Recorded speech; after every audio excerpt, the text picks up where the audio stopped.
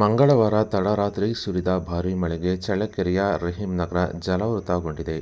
ಇನ್ನು ಚಳ್ಳಕೆರೆ ನಗರದಲ್ಲಿ ಮಂಗಳವಾರ ತಡರಾತ್ರಿಯಿಂದ ಬುಧವಾರ ಬೆಳಗಿನ ಜಾವದವರೆಗೂ ಕೂಡ ಭಾರೀ ಪ್ರಮಾಣದಲ್ಲಿ ಮಳೆ ಸುರಿದಿದ್ದು, ಅಲ್ಲಿನ ಚರಂಡಿಗಳು ತುಂಬಿ ಹರಿದು ಮಳೆ ನೀರು ಅಲ್ಲಿನ ರಸ್ತೆಗಳ ಮೇಲೆ ತುಂಬಿ ಹರಿದು ಮನೆಯ ಒಳಗೆಲ್ಲ ನುಗ್ಗಿ ಜನಜೀವನ ಅಸ್ತವ್ಯಸ್ತಗೊಂಡು ತಡರಾತ್ರಿ ಬಡಾವಣೆಯ ಸಾರ್ವಜನಿಕರು ಹರಸಾಹಸ ಪಡುವಂತಾಗಿದ್ದು, ರಾತ್ರಿ ಇಡೀ ಬಡಾವಣೆಯ ಜನರು ಜಾಗರಣೆ ಮಾಡುವಂತಾಗಿತ್ತು. ಅಷ್ಟೇ ಅಲ್ಲದೆ ಸಮಸ್ಯೆ ಬಗೆಹರಿತ ನಗರಸಭೆ ಮತ್ತು 8ನೇ ವಾರ್ಡ್ನ ಸದಸ್ಯರಾದ ಸುಜಾತಾ ಪ್ರಹ್ಲಾದ್ ಅವರು ಬುಧವಾರ ಬೆಳಗ್ಗೆ 6 ಗಂಟೆಗಾಗಲೇ ಸ್ಥಳಕ್ಕೆ ಆಗಮಿಸಿದ್ದು, ಸ್ವಚ್ಛತಾ ಕಾರ್ಯದಲ್ಲಿ ನಿರತರಾಗಿದ್ದಾರೆ.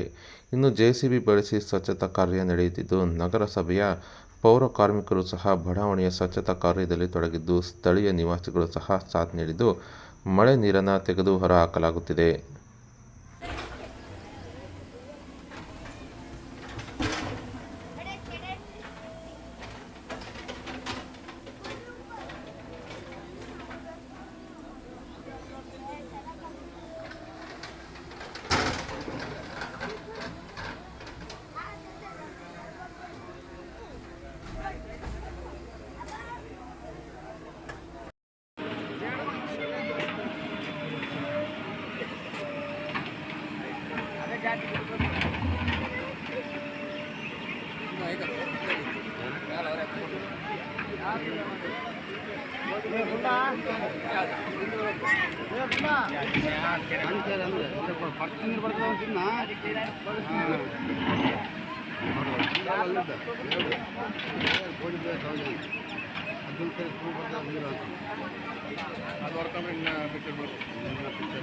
ಅದಾಗ ಮಳೆ ಬೇರೆ ಸ್ವಲ್ಪ ಅದು ಇದು ತೊಡ್ಕೊಬಿಟ್ಟು ಮುಗಿಯುತ್ತೆ.